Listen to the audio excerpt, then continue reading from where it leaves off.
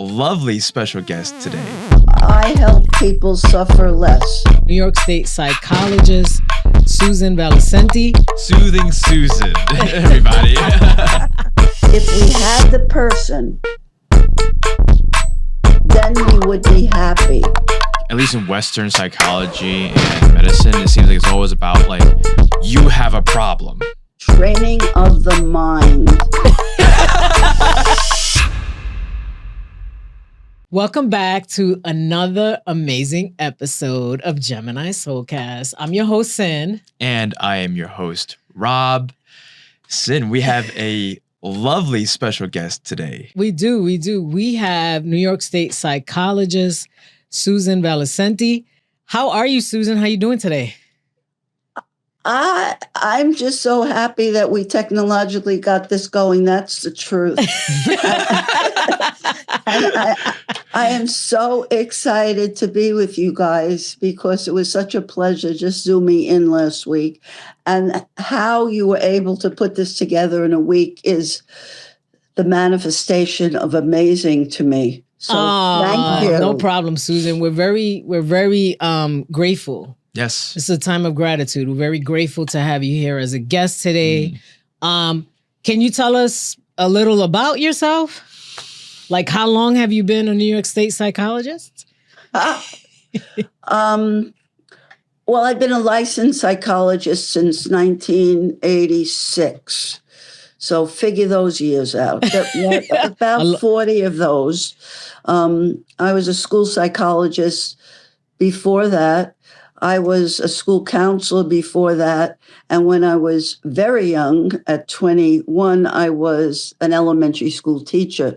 So I followed the path of teaching my whole life. Nice. Now, so you started off in teaching and then you ended up in psychology. Was there like a certain moment for you that kind of gave you that push to get into mental health and psychology?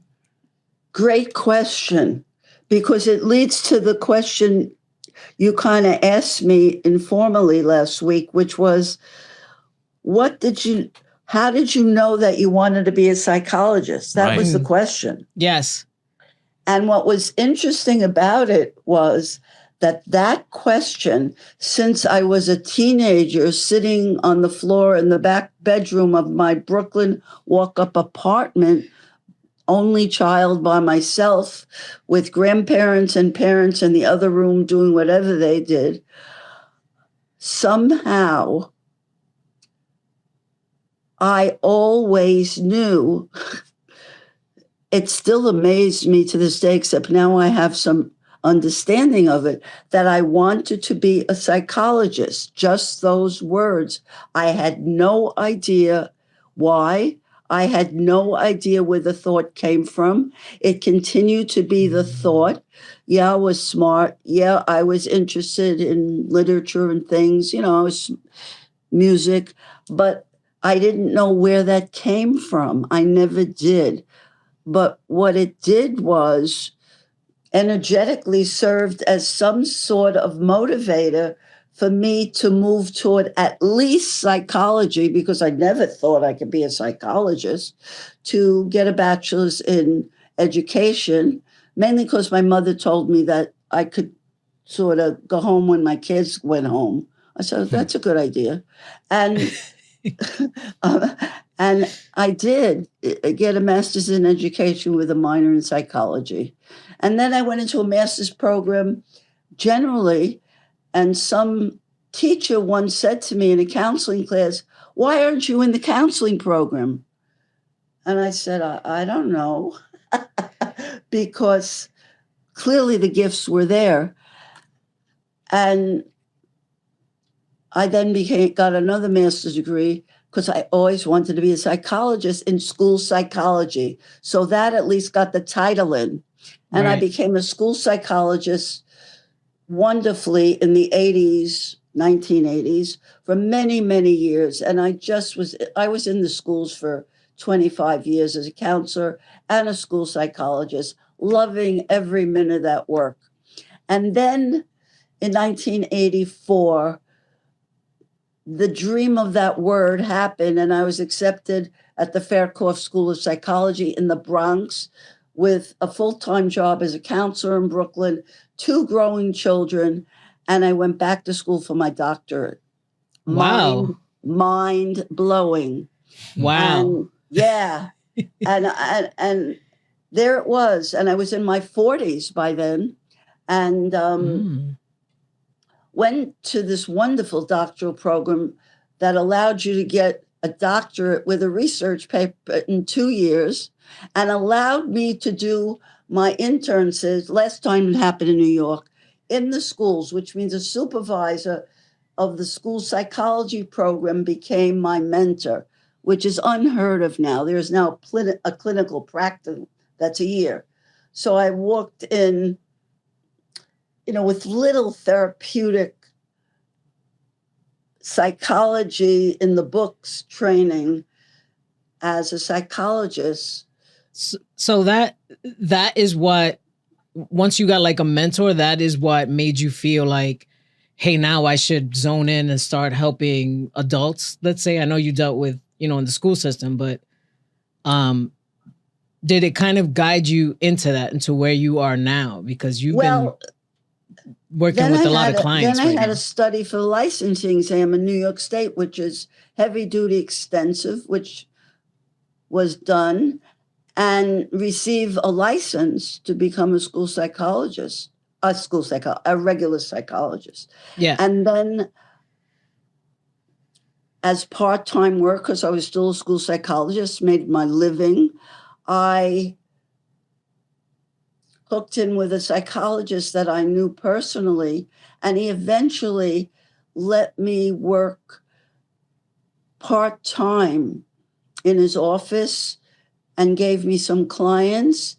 I also worked in a place in Bayshore. I was out in Suffolk then working as a school psychologist. Right. So I started a part-time private practice after work.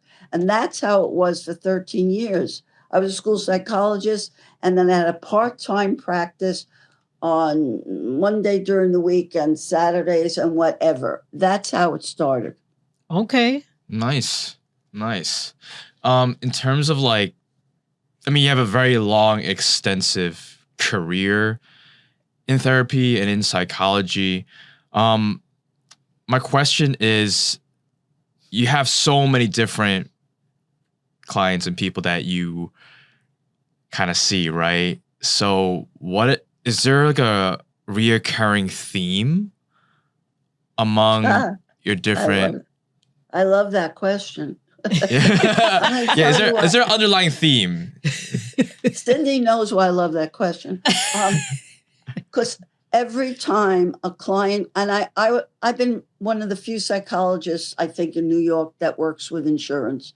Nobody does that anymore.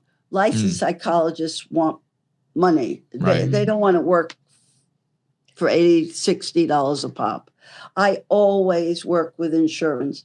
So people would call from an insurance company, and I had to become part of these companies, providerships. That's what was going on then. You became a provider for insurance companies. And they would call, and 9 out of 10 people would say, because that's the questions they figured to ask, what is your specialty? I had that question asked hundreds of times through all these years. Yeah. I universally knew the answer.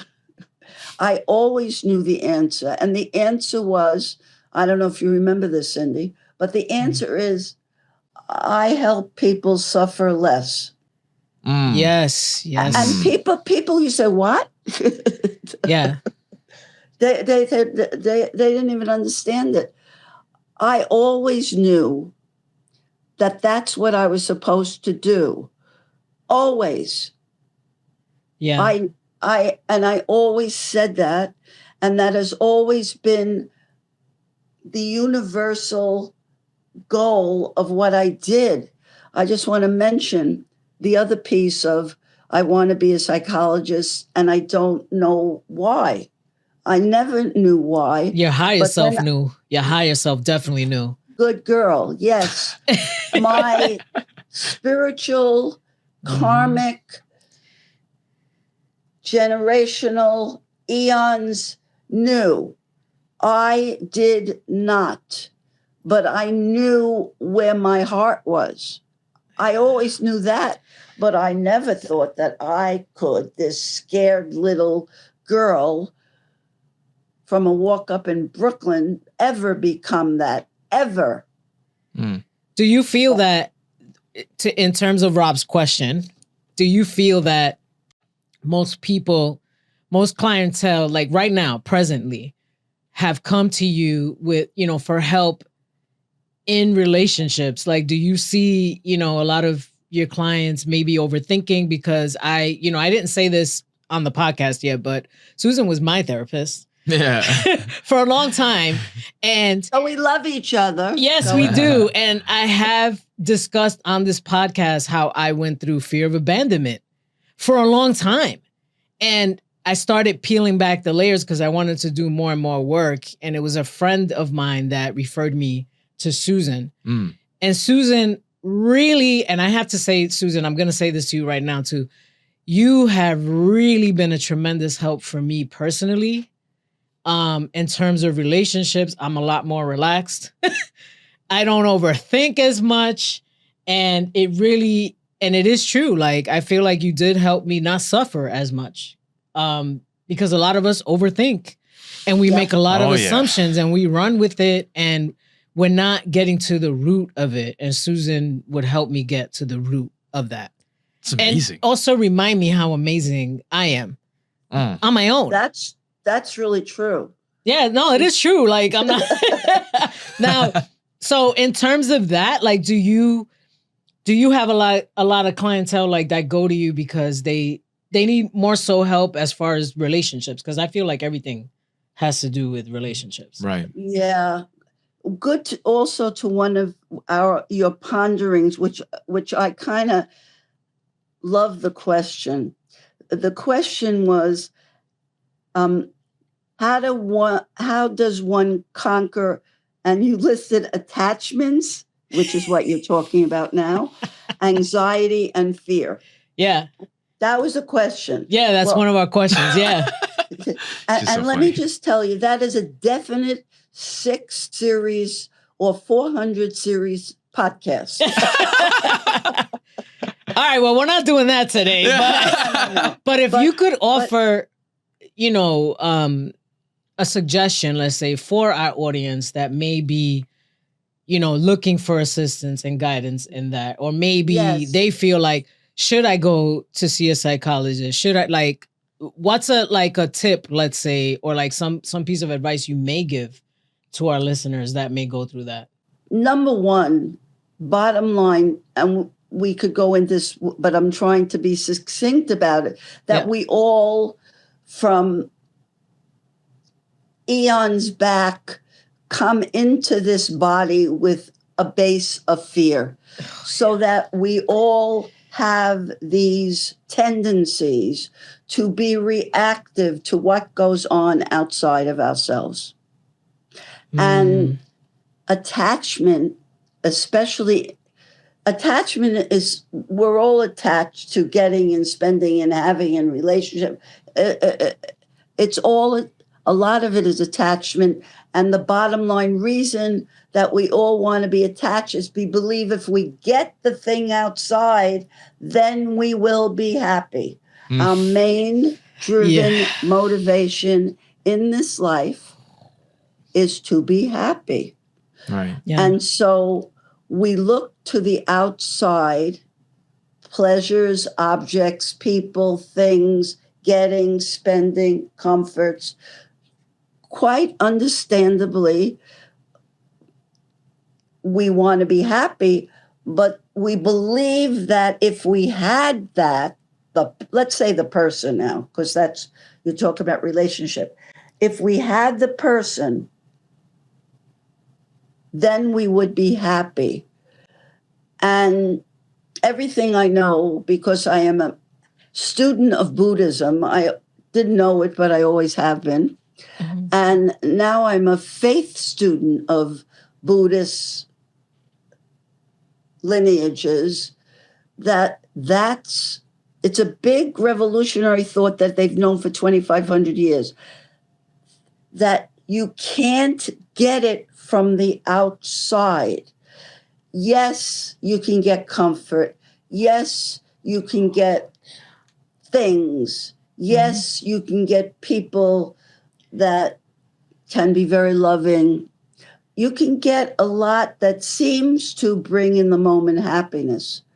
But everything that was taught 2,500 years ago was that one particular thing, which is hard for us all to believe, and I would like to leave the thought of this because it's so important, that Buddhist lineage, they have practiced, studied experientially, that we are all born in our heart and subtle mind with Buddha nature, which means by nature, our nature is peaceful.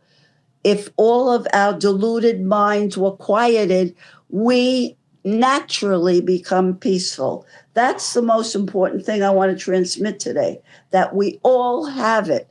Yeah. And to your question about modern psychology, even though modern psychology has been inordinately helpful, psychiatry inordinately helpful with medication, psychology inordinately helpful with support and love and peace and good instincts. Modern psychology from Freud never believed that we naturally had it from the inside. Oh, that's interesting. It seemed like it's a lot of like, at least in Western psychology and medicine, it seems like it's always about like, you have a problem. Yes. Like, versus what you're saying is more so, no, we were good to begin with. It's just coming back home to our natural state of yes, Ron. peace Yes. and Rob. inner Buddha. Yeah. And that's the incredible potential of this adding spirit. I don't say what form it comes in, but adding spiritual understanding that our basic nature inside is to be at peace. And happiness and peace are the same thing. Yeah, no, that is true. I believe that. I strongly believe that. And modern living doesn't always connect that in many ways. That Right. peace and happiness, not stimulation, is the way that it sustains itself. Yes, you can get the jolt of happiness. Yes, you can get the jolts of comfort. Yes, you can get the jolts of good living. Yes, yes, yes. But the continuing peace must start with the belief that we have the potential to be able to work in our minds. And here's the next important part, in training the mind to be at peace. That is the essence of the ongoing practice. Right. It's a training of the mind in many different ways to be at peace and to recognize that we have been charged and with lots of distorted, deluded thoughts from our systems and histories. And our goal is to recognize, not to abandon, that's that spinning mind, but to notice when the mind is spinning. Oh, I'm spinning again. Some Yeah, awareness to be more aware. Yeah. It's going to be there for all of us when we get scared. Every one of us. It automatically, neurologically enters because it's a survival thing. Oh, what am I going to do? This happened. This is scary. I got to do something about it. I don't know. And we ruminate, all of us, on this. Yeah. It kind of snowballs. Right. What were you gonna ask? Well, I was going to ask, you mentioned that there are practices that we can do to quiet the mind and to be at peace. What are some suggested practices that you would give for people, especially as we live in today's society where, everybody's on their phones, everyone's hyper stimulated with everything. Here in the US, like it's always about, I want more, I want more, I want more. That's right. So what can one do to quiet the mind and go back to the self and be at peace? What are some practices that we can live by and work on? Great question. Those practices are things that I do with myself whenever fear, anger, agitation, panic, anxiety comes up, as they do in all of us. I really think it's very important to understand. And that's why I've done this work for so many years, that we're all students. Every one of us, no matter what we happen to have studied.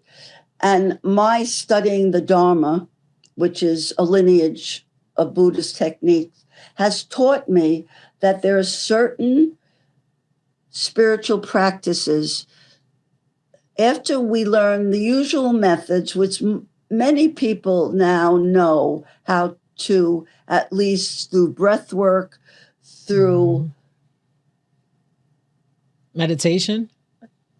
Well, I hate saying that word. You know why I hate saying that word? It is through meditation, but it's meditation on virtuous objects that quiet the mind. It's, yes, we have to quiet a little bit of the tumult in order to start to think about those virtuous objects. I'm talking about meditation now. So we do have to quiet the mind, but it's not this cultural thought, oh, I quiet my mind, I'm fine. It's nice, it's peaceful for a while, but the way to really move toward spiritual awareness is to use certain thinking and notice certain thoughts, even while we're spinning, that will help to almost in our hearts quiet this mind in a day-to-day way, changing the system. And I'm going to tell you what. Okay. Just practically, because I think if viewers could take one thing away to work on, it would be this wonderful, wonderful thought. And and many of these thoughts are thoughts that we all have. We are good people. We care about other people. We want people to be all right. That's what you guys are doing. So we've already got it. I don't have anything new. But what I'm going to say is it's a practice of these things that we really understand about our basic goodness, which is, there's one of them that is my mantra, which is with the wisdom of patient acceptance. I sometimes tell clients, write that down as your homework. Now, everybody knows that patience is a virtue, right? Right. We learned that from early back. From up here. Be a good boy, be patient, wait your turn. We learned that. But patient acceptance spiritually is another concept. It's that things always happen from the mind, the old mind, from the outside, that negatively charge our minds. And that's why we get agitated, scared, angry, and all those uncomfortable emotions that affect our bodies. So let's just say we're agitated or angry or whatever. And anger's in the mind, and you're just like ruminating. I can't believe he did that. You're blaming that. I can't believe this. This is unbelievable. Very clear that this person was very not nice, right? And you're ruminating and it's moving. You can't change that neurologically. But what you can do, and you may change it a bit, is you try to remember the mantra of patient acceptance, which is to accept, this is mind-blowing, to accept what is in the moment, no matter what it is. Which means, let's just say something uncomfortable happens, but that's what happened. So you patiently accept that this person said this horrible thing to me. And all these negative thoughts are now in my mind, and I am really uncomfortable in my body. And you practice meditatively, and in everyday life out of meditation, I am patiently, fully accepting what is in this moment. It's the moment of acceptance. It doesn't mean I don't want it to be different in the next moment. It doesn't mean I don't want to do something about it. It might mean I want to leave the room, but there are things to be done. But in that moment, the spiritual practice is of accepting what is, even if we hate it, don't like it. We accept that it is. Yeah. Right. I love what you said about that, because I feel like for many of us, we get this anxiety and frustration because we feel that we could control the situation, or we want to change the outcome or change how we feel about something. And what you're suggesting is to just accept it as it is, to be able to let go of that control. Even, okay, maybe I want something to be different, but it isn't. And from what you're saying is, like, if we could accept this present moment or whatever the situation is, that is that first step to release that pent up anger, sadness, frustration, right? It's funny though. It's an enormous step, Ron. The reason why you say it's a first step, yes, it is.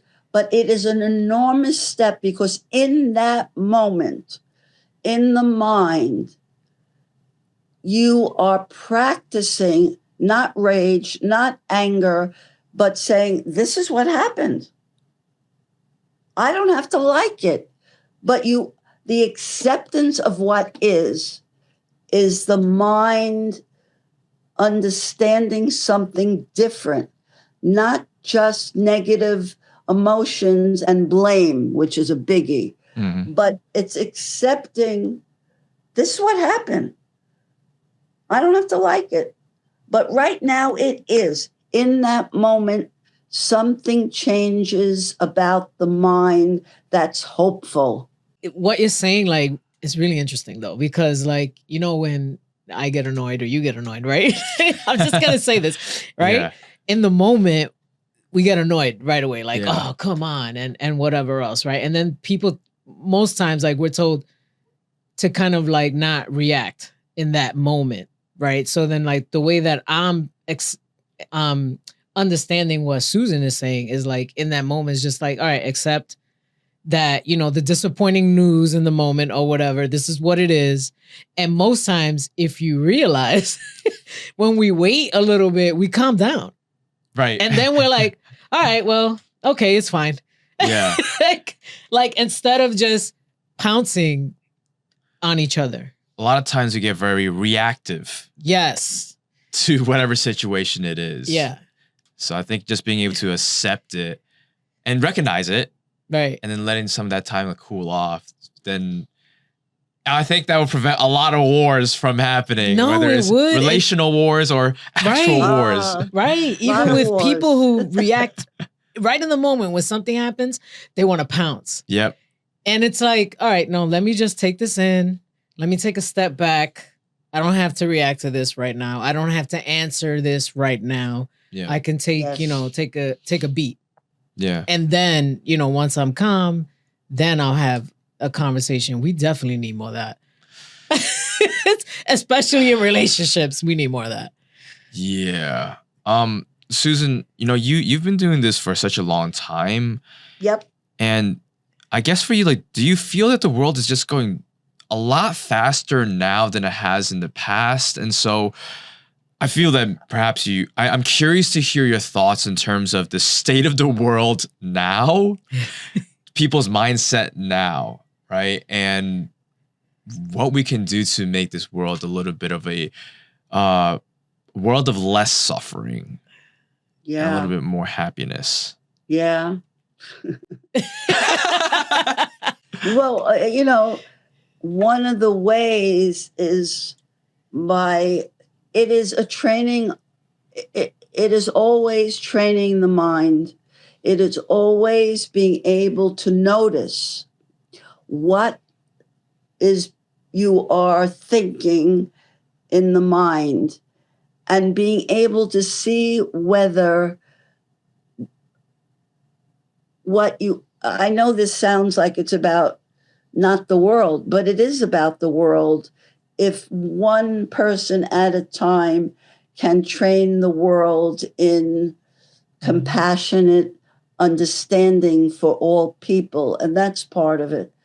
Part of it is that our natural cultural conditioning through the ages has been to cherish ourselves as the most important thing ever. We all live like that. And though we're good people and we're happy to have other people have good things at times, it is us that we want to have the most important thing. And to me, what you're saying is that we have been culturally conditioned through eons to grasp at stuff outside of ourselves that we think will make us happy, which I've said already. And because we're always grasping at things, all those things, believe it or not, even if they make us happy in the moment, are not the ways of spiritual training the mind to be happy all the time. I know it's hard to believe, and to suffer almost not at all, which I never thought I could say. But that hope is possible in training the mind in different ways of believing than all of us have been conditioned to believe. One of the biggest one being that we are the most important. Like we feel that the world revolves around us sometimes. Yeah. Yeah. And I think Always. yeah, it's sometimes hard to remember that there's a lot of stuff happening outside of our own world because we get so self-absorbed in what we're doing. So even if it becomes like you're waiting, for example, you're waiting at a coffee shop for your order and maybe the barista made your wrong order. Immediately, some people's response is to get really frustrated at the barista. Yes. But that could come from a very self-absorbed, egotistical way where it's like, why didn't you get my order right? But there's so many other factors that could come into play. And then if we're going to base it off of your practice, even if you get the wrong order, you could accept that, okay, it is the wrong order without having to yell at them. Yeah, exactly. Or, embarrass them or just pounce on them and things like that. Because at the same time, too, you don't know what kind of morning, let's say, that barista's been having or what kind of day they've been having. Right. But we only think about us in that moment. Right. Like, well, you got my order wrong. I don't care what's going on with you. That's right. You got my order wrong. That's where, comes into play with what you're saying. 1000%. And, that is another piece of the spiritual practice, which is, and Cindy always has that, compassionate understanding for what's going on for other people, even if you at the moment aren't getting what you want, which is really what the coffee thing is. That basically, I know her, she projects, that man might have had a bad day. That is patiently accepting what is in the moment. That, I'm not getting my coffee fast enough, but who knows what's going on in the back of that restaurant. Yeah. That's just how I think. But I didn't always think this way. Right. Right. It was over time. And I'm still learning and I'm still evolving, as they say. Because we have Susan on here and we also have you here too. And, I do have a question for you, Sin, because like during your time working with Susan, what would you say has been the biggest lesson that you learned while working with Susan as a therapist? And so I'll ask you this question first, and then I would like to direct it to Susan and to be like, okay, well, Susan, what has been the biggest growth that you have seen in Sin? Yeah, not to put you on the spot, Sin, but I'm curious to know. Yeah, what's my biggest lesson? Yeah, what I've learned. What have you learned the most during your time with Susan? Honestly, like calming my nervous system and my thoughts. I will say that. I do feel that what she is telling the world and what she's teaching the world as far as like less suffering, she's on point with that. Because I feel like I used to put myself through a lot because of my thinking. And, you can kind of spiral, as they say, right? You spiral in your mind. Yeah. But in working with you, Susan, it was like you kind of reminded me to come back to me, where the happiness and the joy comes from me. And honestly, like with the sessions that we had, I realized like what someone else is doing or decides to do really has nothing to do with me. I have learned that, Susan, as well, through Susan. It really doesn't have anything to do with me. Their choices, their decisions, what they're doing, how they show up is on them. It's there. You know what I'm saying? The same way that it's on me and how I show up. Right. So for me, it was like getting back to me as far as like self-love, getting back to the other thing that she taught me was about calming my inner child, because it does good for me. It definitely went back to my inner child and me feeling like I had to prove myself to like, and I've spoken about this before too, but like to my mom, for instance, like that fear of abandonment was through my relationship with my mom. Always feeling like I need to make her happy for her to recognize me and to feel seen. Right. And in my therapy sessions with Susan, it came back to that. And she helped me, recognize or whatever. You just have to soothe your inner child, and you have to kind of like, I want to say detach from that suffering that I was putting myself through, because I was putting myself through a lot, which is why I was like, well, maybe I need to speak to a therapist. Maybe they can help me. But the way that I learned with her was really about, that it came down to like me, like, and the things that I need to kind of like heal within myself. I love that. So I learned a few things. As you can see, it's hard to just say one thing. I learned a few things from you. So thank you, Susan, for everything that you've done. My pleasure always being with you. Always. Thank you. Susan, I think at this point I would love to give you a nickname. I want to call you Soothing Susan. Oh, that's so sweet. Well, the key to it all, Ron, is Rob.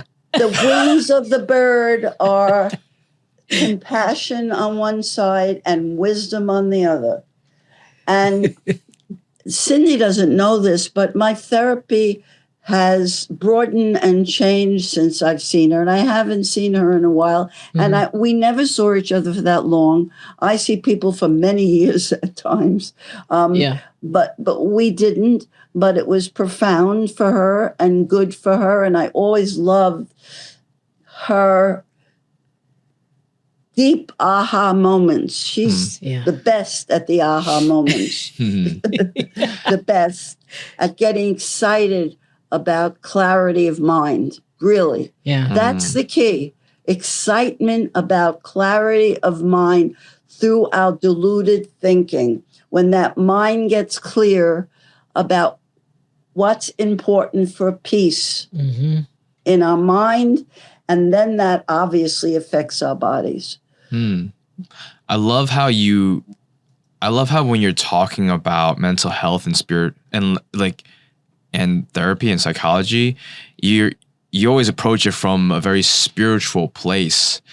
And I mean, I'm not a therapist, but there could be somebody who's watching this who may consider getting into therapy like as a profession. So I'm curious to know, in your opinion, what does it take to be a great therapist?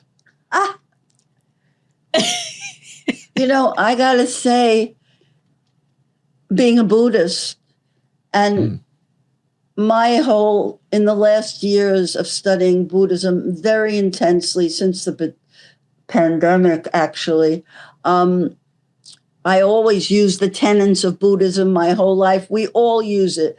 We all want people to be well. We all are, people do this work are compassionate and they want people to be better. They have all good virtues, all of it. It's not like a new thing, these virtues. What's new for me is the strength of my faith and my convictions that same thing, that we have everything potentially we need, and we have not been conditioned to believe that we the mind, we can't even believe its potential to be able to not just lower suffering. That's what I always thought, because I always did that. I was always able to lower suffering. But now, with this spiritual piece, I am able to expand on understanding the true picture of our nature and the potential that we have, which is mind-blowing. But it's really through effort, practice, giving, compassion. It's through doing the work on ourselves in many moments of our lives that change our lives. What would you say? So I'm just going to direct it at you right now too. Like, what would you say was one of your biggest challenges, let's say, in life? Maybe, there was a specific event that may have affected you, and how did you overcome that? Sin, it's not like that. I mean, yes, things come up from the outside that really charge thousands of years of being charged by certain things. And I believe that those things come up because of the systems we were born into. And Buddhists believe many lives before that this neurology gets passed down. But for me,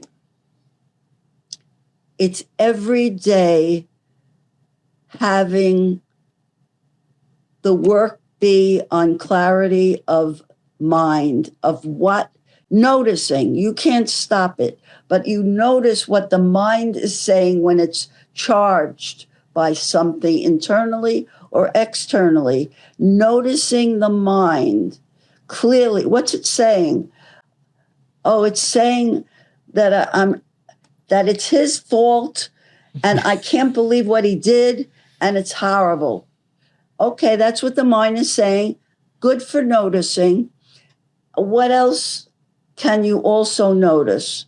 Well, like you think, Sin, I also notice that I know that this man has a lot of thinking that causes him to keep suffering and also keeps him to sort of be reactive to other people. You start to notice that. You notice that every one of us in every next moment That's true. can have a suffering moment. Every one of us. And that when you accept that we are all on the same path and we are all need to do the same work about peace, every one of us. And there's no experts in the field. We're all students. And we're all students. And there is no particular event It is practicing our incredible potential to be at peace. I love that. I was gonna say really quickly that Yeah. that makes me think of when I, as a psychic medium, right, and I do readings, and sometimes, you know, they want to know, like, why is that woman or that man, like, why are they doing what they're doing, or why aren't they here yet? Why haven't I met the love of my life? And a lot of times I'll say to them, like, you know, you realize they're on their own path as Right. well. They have their own lessons. They have their own things that they need to experience. And, you know, maybe they're going through that and, you know, they haven't caught up with you yet, or you haven't come together yet. Now on the same Right. timeline or frequency. Right. And Yeah. they, you know, a lot of times I deal with, you know, a lot of clients that could get very frustrated Oh yeah. with that. And once, I don't know what it is, but sometimes when I say that, well, don't forget they're on their own journey as I love well. that. Most times, like most clients will be like, oh, that's true. Like, Yeah. then it goes back to recognizing that it's not just about me. Yeah. It's not Right. just There it about is. me, you know. Oh, no, that person has their own thing too. That's right. So in hearing that, I'm like, oh no, that's exactly what I like to tell my clients too.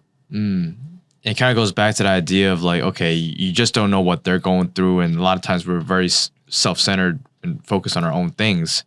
I want this, I want that, I want this. Yeah, like you know, I want them to make me happy. Right. But we know Exactly. happiness comes from us. Yeah. We can't, that's really putting all our power into that person's hand to show up to give us happiness all the time. Right. I feel like, so talking about power dynamics here, right? And we talk about relationships. At least so far right now has been in the idea of like, say, romantic relationships. I haven't found my person yet, right? But Right. relationships are also in, say, for example, family, right? Friendships. And friendships. Right. So for example, like I might know friends who may not have a good relationship with their parents, for example, right? Or you mentioned, you know, working on your inner child, and a lot of it stemmed from your mother, right? yeah. So I feel like a lot of the things that, at least that trigger me from my parents, is because they know exactly the buttons to push sometimes. Yeah. And it's sometimes hard to not be reactive to what, especially a loved one, because they are so close to you, right? And like Susan, I know you mentioned about like just accepting things for what it is, right? Sometimes, or when you're in this spiraling moment, to catch it. Sometimes, I'm not gonna lie, like it may not be easy to catch. No, you can't. I agree with you. It's not catchable, those moments. It's just noticeable. Notice. You can't, it's not a catch and an undo. It's a notice. I just want to clarify that. Okay. It's a notice. I love that you mentioned that it's about noticing it instead. Because I think sometimes maybe for me, it's like I might end up trying to fix it before I even notice it. I skip step one, the important step of just awareness. That is the male mantra of the world. Oh my God. Every man has been conditioned by women to fix it. We love it, by the way. But the point, every man, we love it. Could you fix that? The point is, we have you have neurologically incorporated this mantra that your job is to fix things. For thousands of years. It is not. I'm telling every man who might be listening, that is not your job. Your job is to be there for people you love. And that is not to fix it. In fact, a lot of times it's a lesson they have to learn, and it has nothing to do with you. Ooh. Dang. Wow. That's another part. I of feel it. called out. Now, That's you- great. I love it. Yeah.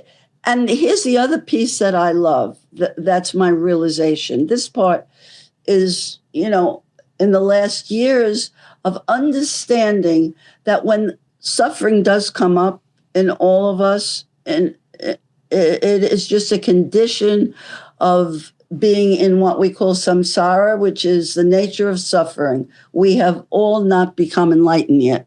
So we all suffer. So in and out, it happens. If we can, and this is very revolutionary, but it's only 2,500 years old, this thinking, and experiencing. It's not that just they thought about it 2,500 years old. They literally worked it, all these people. They lived it. They knew it to be true.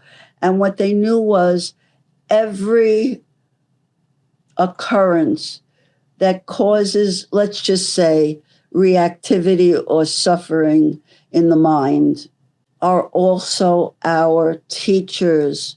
They are karmically our teachers. And if we looked at suffering moments by saying, what can I learn from this? And you hear it all the time in this culture. I had this cancer. It was horrible, but I wouldn't give it up for anything. There it is. I had this terrible thing happen, but I am grateful for it because it taught me so much. You hear it all the time. That's me with my divorce. Yeah. It taught me a lot. Right. It did. Yeah. And I'm grateful that it happened. Right. It's a blessing for me. I think a lot of times we might fear like heartache. We might fear suffering because it's uncomfortable, but it's really in those uncomfortable moments that starts pushing us and elevates us to our higher self, who we are meant to become. If it's not for those obstacles, if it's not for those challenges, we wouldn't be who we are today. Yeah, So- but we suffer because of the control. We want to control what's happening. Because we figure if we're able to control it, we're going to suffer less. Yeah. That's not true, though. Yeah. Good thinking. But yes, it's not true on patient acceptance that trying to control something that is not in our control just causes us suffering. Right. Wow. I think like hearing everything that you're saying, maybe sometimes a lot of us are thinking, well, how do we become happy? How do we end suffering? And then for you, it's like, well, first to lessen suffering, you got to acknowledge that there is suffering. Right. Right. Which is a very Buddhist thinking. You know, like Buddha always says, well, like life is suffering. I think that's what he's saying. Well, first, I guess, like, where did this come from? Because, like, I'm not gonna lie. If I look at you, Susan, I'm like, okay, you are American. You're in your 80s, and you look great for your 80s. But was Buddhism already always introduced to you from the beginning, or there has to be something that kind of prompted you? I so want to answer this question, Ron. Please do. I so do, because it fits into the fact that when I told you at the beginning, I had no clue as this little terrified girl in the back room who was neglected by the people. I don't mean in a mean way, but just they were too busy with themselves. Why she could ever come up with this thought that of this goal of being a psychologist. And the thread has always, it's because what I've realized in the last years is that after studying this and being with my teacher, they have centers all over the world, this lineage, this Tibetan lineage, that this is my lineage from past lives. This is what I was supposed to do, not be a psychologist. That's how I did it in this world. But it was to help people suffer less. But the Buddha says different.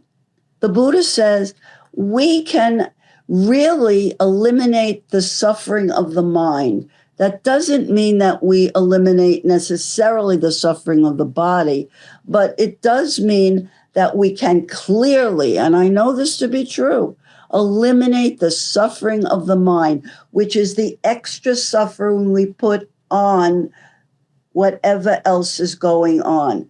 So that clarity I didn't have that because what I did as a psychologist, I knew I did it because I've done it for years, is I know that I have eliminated. So I've helped people. I didn't do it. The lineage did it. The transmissions did it. I never did it. People used to say to me, Susan, I can't believe you said that. I said, I can't believe I said it either.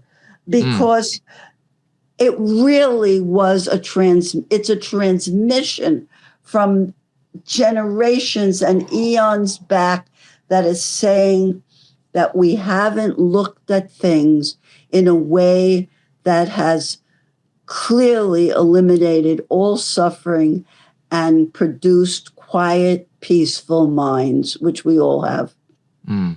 Now I know it to be true.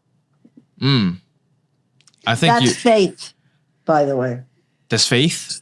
That's faith in believing that there is an end piece to the puzzle, that it's not just lowering suffering, which I always could be part of, supporting, as I learned and grew and certainly took on Buddhist tenets and beliefs more and more. I can always, I've seen it. I know it to be true.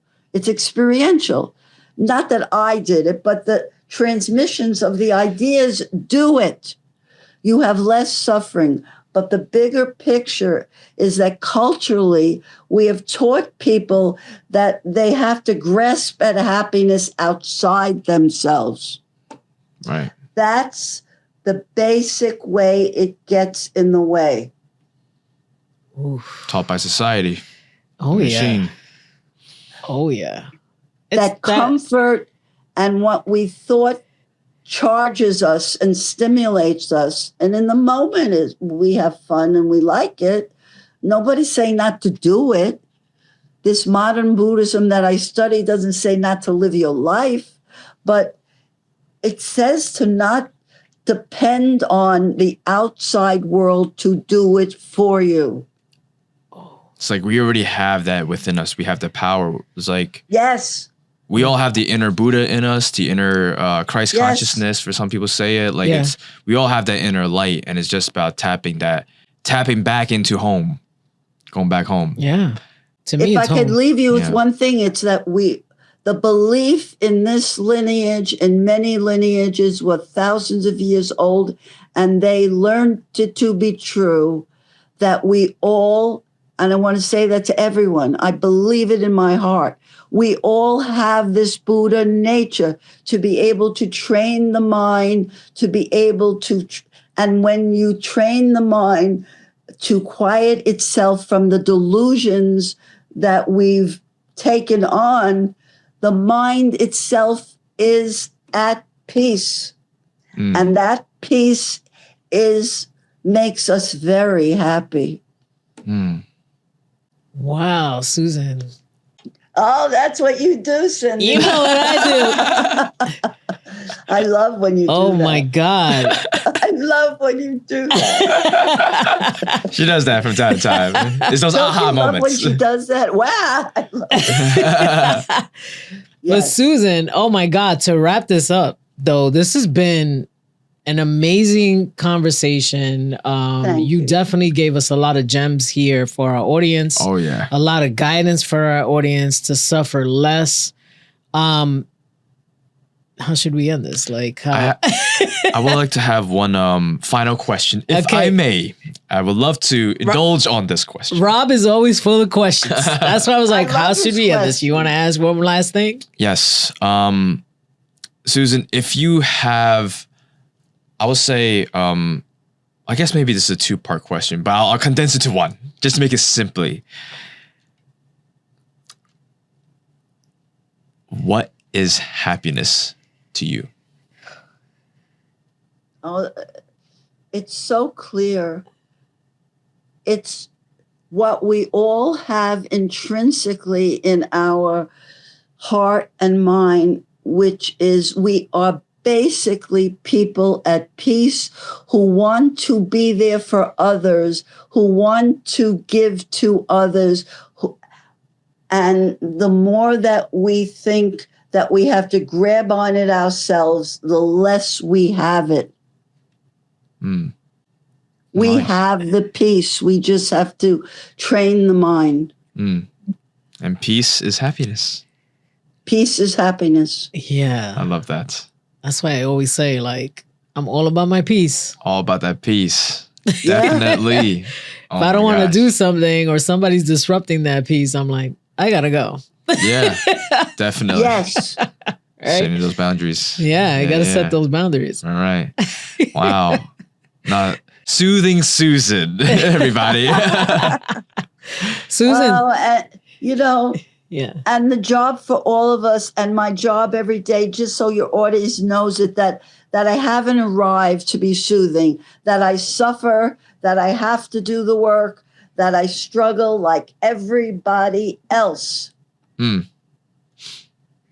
It's a continuous journey. I want people to understand that there is no experts here. There are students of life. All of us. All of us. All of us. 1,000%. Wow. Susan, thank you so much My pleasure. for taking the honey. time to be on Gemini Soulcast Thank with you. us today. We appreciate it so much. Namaste. Namaste, my first podcast. Amazing. Hey, that's what we do. Thank you for blessing us with your presence. Soothing Thank Susan. you, dear. My appreciation always to be with Cindy, always, and to meet you. Thank you. Thank you so much. Thank you, Susan. We appreciate it so much. Yeah. And also for everybody tuning in, please write down in the comments your thoughts. If you have any questions, whether it's for us or for Susan, Yeah. we read all the comments. Once again, please follow us on all of our platforms at Gemini Soulcast on Instagram, TikTok, and YouTube. Once again, my name is Rob. And my name is Sin. And this is Gemini Soulcast.